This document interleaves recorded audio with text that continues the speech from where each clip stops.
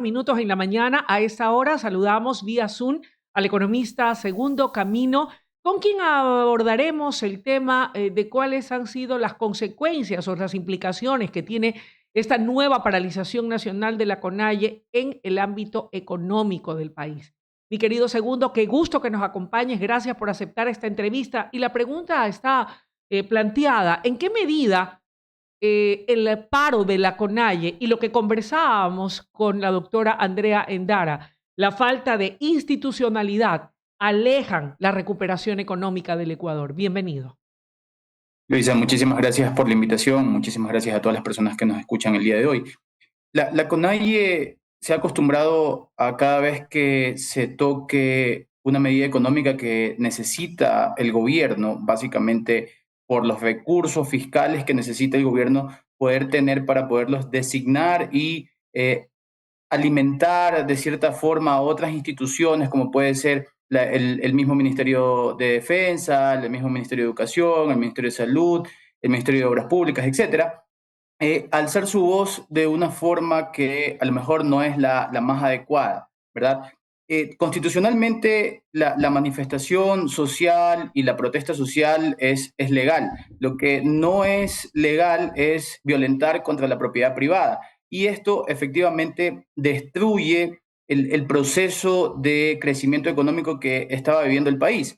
Esto implicaría, por lo tanto, que si las manifestaciones se siguen prolongando, esto va a tener una repercusión negativa en el proceso de crecimiento de la producción, el proceso de crecimiento económico dentro del Ecuador. ¿De qué forma? Partiendo de que el Banco Central había mencionado que Ecuador iba a crecer más del 3% en su Producto Interno Bruto del 2025 comparado con su Producto Interno Bruto del 2024. Dicho esto, entonces, definitivamente lo que pudiese pasar es que esta proyección que ha mencionado el Banco Central del Ecuador no se cumpla de la manera en la que se esperaba justo antes del inicio de las manifestaciones y probablemente el crecimiento del Ecuador no llegue al 3%. Ahora, las manifestaciones de la CONAIE han generado una pérdida de alrededor de 6, 7 millones de dólares diarios por cada día de manifestación. Esto implicaría que más o menos tendríamos una pérdida entre 90 y 100 millones de dólares si esto se prolonga hasta los 15 días que ya mismo se cumplen. En ese contexto y un poco para hacer una comparación, ¿cuánto es lo que perdió el Ecuador en las manifestaciones del 2019 versus las del 2022? Bien, mira, las dos manifestaciones que tú mencionas no se comparan con la magnitud, ni en pérdidas económicas, ni tampoco en número de días, ni tampoco en territorio, en lo que se dio en dicha época con las que se están dando en la actualidad. Básicamente, la pérdida económica que tuvimos en la última manifestación gigante que fue en la ciudad de Quito, Ecuador perdió alrededor del 1% del Producto Interno Bruto. Esto significa más o menos unos 1.100, 1.200 millones de dólares. Esto es una cantidad gigantesca que le perjudicó definitivamente al gobierno de turno en esa época y al crecimiento económico y obviamente a los ciudadanos comunes y corrientes como nosotros que en algunos de los casos perdieron su empleo, se generó un proceso de inflación, etcétera, etcétera. Lo que vemos ahora es que, de cierta forma, pensándolo de una manera bastante política, el gobierno trasladó la sede presidencial justamente a las áreas donde pudiese haber existido algún tipo de protesta social y que efectivamente se dio, ¿sí? Para que no avancen esas protestas a la ciudad de Quito puntualmente y no se interrumpa el trabajo en la ciudad de Quito o se paralice la ciudad de Quito como fue en dicha época. Dada esta circunstancia, entonces las magnitudes de cierta forma va a ser difíciles compararlas. A mí me parece una estrategia política bastante interesante el haber movido la sede de gobierno justamente a aquellos territorios donde ya se sabía a priori que iban a empezar las manifestaciones, de tal forma que esto no pueda avanzar a ciudades importantes que son motores de la economía. Sin duda, fue estratégicamente acertado. Ahora, viendo a vistas cómo se encuentra el panorama, yo revisaba y trataba de escudriñar algunas otras opiniones válidas también respecto de que esta paralización y la propia Asamblea Constituyente, que dicho sea de paso, muchos consideran y ven con buenos ojos la posibilidad de cambiar aquellas normativas de la nueva Carta Magna en la que se pueda permitir, sí, la libre inversión privada y el manejo bajo la regulación del Estado, sí, pero manejada por manos privadas, por inversión privada especializada para los sectores estratégicos, pero hay expertos en economía que sostienen, en cambio, que la inversión extranjera podría verse de momento paralizada frente a ese escenario de no saber a ciencia cierta qué es lo que va a suceder en el Ecuador. eh, en un momento como el actual, en donde hay una paralización, en un momento en donde se busca ir a la creación de una nueva constituyente y saber cuál va a ser la cancha que va a delimitar o a estar marcada. Desde tu respetable punto de vista, ¿es dable aquello? ¿Es posible que quienes estén interesados en apostarle e invertir al Ecuador puedan más bien frenarse de hacerlo frente al no saber cuál va a ser el derrotero institucional, jurídico en el país? Mira, Ecuador desde hace algunos años atrás no ha recibido una cantidad importante de flujo de capital extranjero, es decir, de inversión extranjera directa. Y esto se ha dado por una serie de problemas, ¿no? Problemas del COVID, de las manifestaciones luego en la época del expresidente Moreno, la muerte cruzada que sucedió en la época del expresidente Lasso, las elecciones anticipadas, por lo tanto, luego la segunda vuelta que sucedió hace poco. Y dado esto, esto parece ser que a los inversionistas, a los empresarios extranjeros, no les genera cierta expectativa positiva sobre el Ecuador, independientemente de lo que está sucediendo con el riesgo país, que hay que entender claramente que son dos cosas diferentes. Las expectativas que tienen los inversionistas sobre poner sus capitales dentro del país, en el territorio que se conoce como inversión extranjera directa, y la expectativa que tienen los inversionistas por comprar papeles financieros emitidos por el gobierno ecuatoriano, donde evidentemente la inversión no está colocada en el territorio ecuatoriano, sino en un papel que puede ser comercializado luego más adelante, ¿verdad? Y recibir intereses. Entonces son dos cosas diferentes. Cuidado, nos confundimos que porque el viejo país ha disminuido, que ha sido un hito bastante importante, dadas las medidas económicas que se han tomado, sí, y el control que se ha generado sobre el país en temas, digamos, de las manifestaciones propiamente dicho, ¿sí? Entonces, claro, lo que puede generar la protesta social en la forma en la que se está llevando, y ojalá no avance de alguna forma peor todavía, ¿sí? Sumado a esto, una posible asamblea constituyente va a frenar las expectativas de los inversionistas más de lo que ya se sienten frenados. Hay que también tener en cuenta que Ecuador es un país pequeño comparado con países como Colombia, Perú, Argentina, Chile, donde evidentemente en población son mucho más grandes y que definitivamente los inversionistas van a buscar países donde tengan una mayor cantidad de habitantes para poder vender sus productos y servicios. Entonces, dado esta situación de incertidumbre, que se genera básicamente por decisiones que son necesarias en el Ecuador, como la eliminación del subsidio del diésel y como la creación de una nueva asamblea constituyente, ya sabrá la ciudadanía si vota a favor o en contra, ¿verdad? Esto va a disminuir las expectativas de los inversionistas extranjeros sobre colocar capitales en el Ecuador. ¿En qué medida esto le puede afectar al país?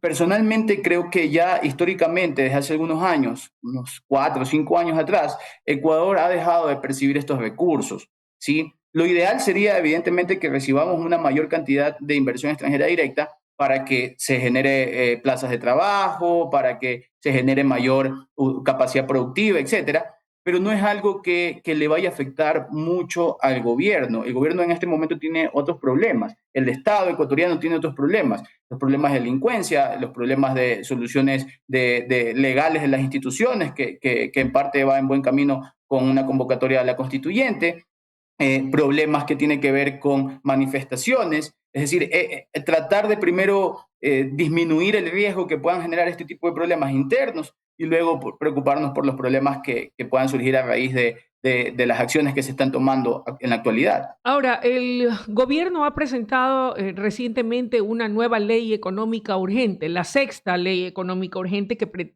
presenta a la Asamblea Nacional, ha dicho, para el fortalecimiento de las acciones en contra de la delincuencia, del crimen organizado y para un mejor desempeño de las fuerzas del orden, de la fuerza pública, de la Policía Nacional y de las Fuerzas Armadas.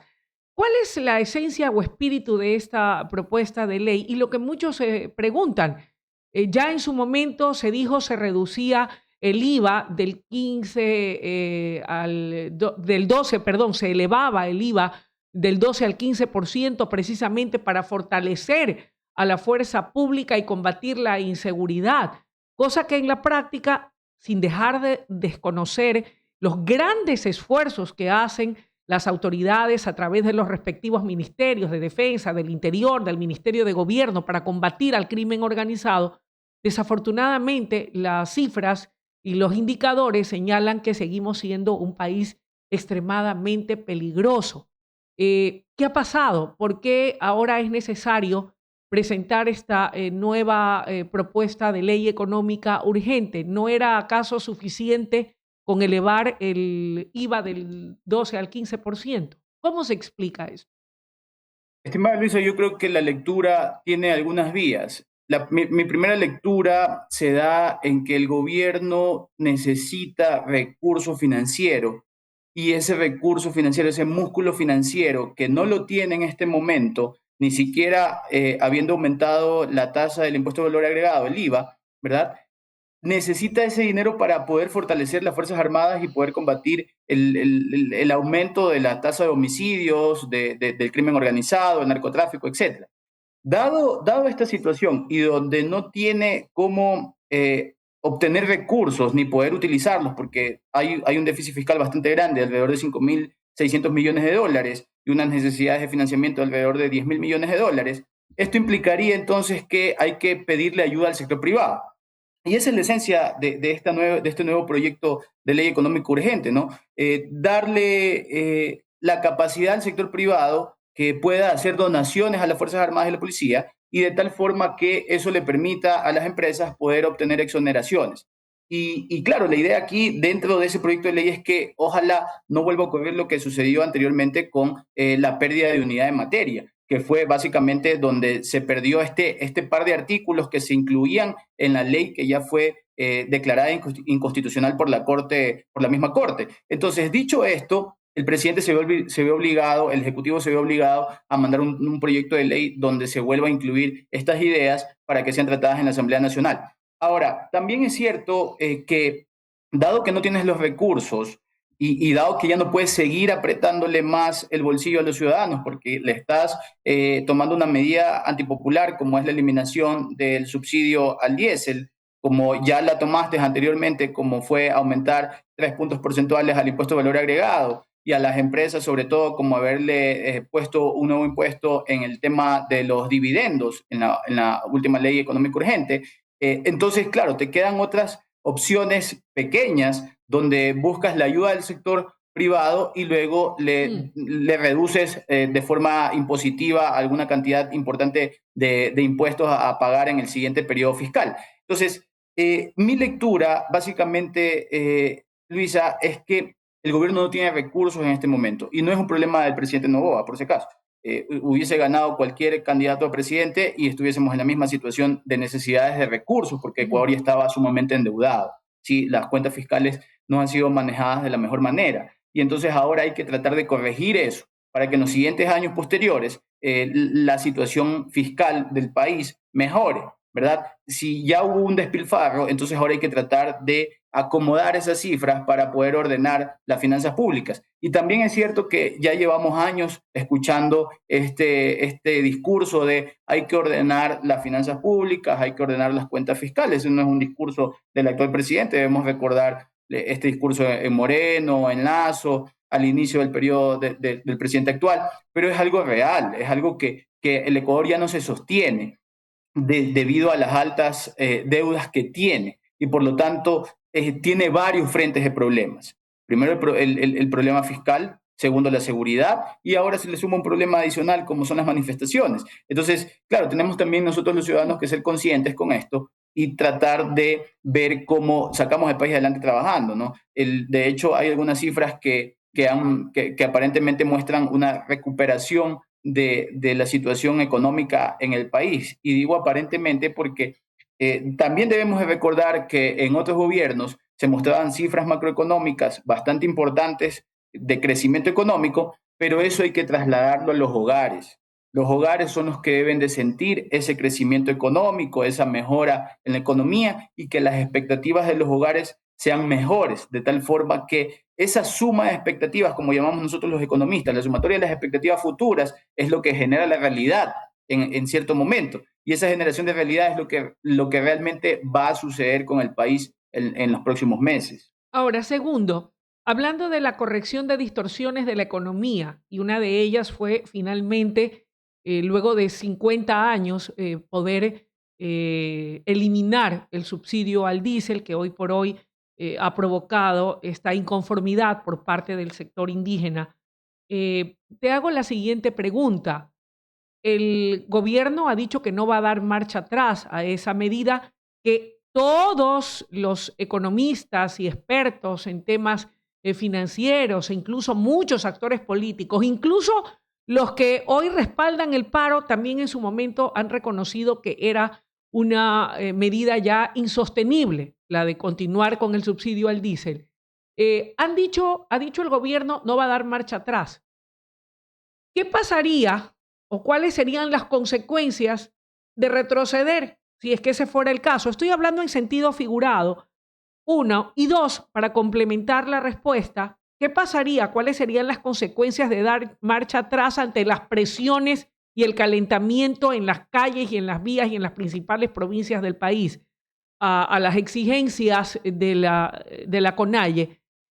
Y dos, ¿qué podría hacerse o qué tipo de otras compensaciones adicionales pudieran ser parte de las soluciones en un diálogo maduro, serio, en donde haya la voluntad política del Poder Ejecutivo y de la dirigencia de la CONAIE, dejando de lado otros intereses políticos o quién sabe de qué naturaleza, para atender sí la legítima aspiración y necesidades de la base del movimiento indígena? Porque yo no he visto hasta ahora en las protestas liderándolas o que hayan sido encabezadas por el señor Issa, por el señor Vargas o por el resto de la cúpula de la dirigencia, que algunos llaman de los ponchos dorados, que sí andan en buenos carros, que sí, vaya, pues visten muy bien, que viajan por el mundo y está muy bien, pero yo no veo a ellos liderando cada una de las movilizaciones y protestas.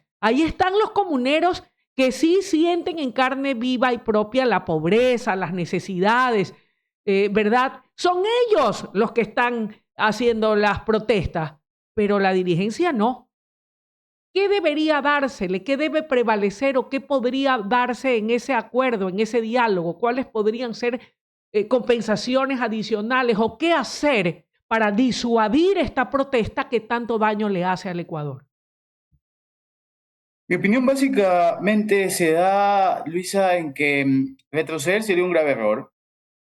No creo que el presidente tenga eso en la agenda. De hecho, lo ha mencionado varias veces y ha dicho que él no va a dar marcha atrás en, en- en este, en este movimiento bastante interesante para acomodar las finanzas públicas en el decreto donde se elimina el subsidio, parte del subsidio al diésel, porque no es que se ha eliminado todo también, por si acaso. Digo que sería un error porque eso demostraría lo que ya le sucedió a Moreno, lo que ya le sucedió a Lazo, le mostraría debilidad en su forma de gobernar y eso pudiese generar varios problemas muy cercanos a una consulta popular, donde tiene mucho que jugarse. Es decir, hay dos preguntas esenciales para el plan de gobierno de él y también una pregunta sumamente importante para el futuro del país y también para el plan de gobierno del actual presidente. Por lo tanto, dar marcha atrás sería un grave error al menos hablándolo políticamente.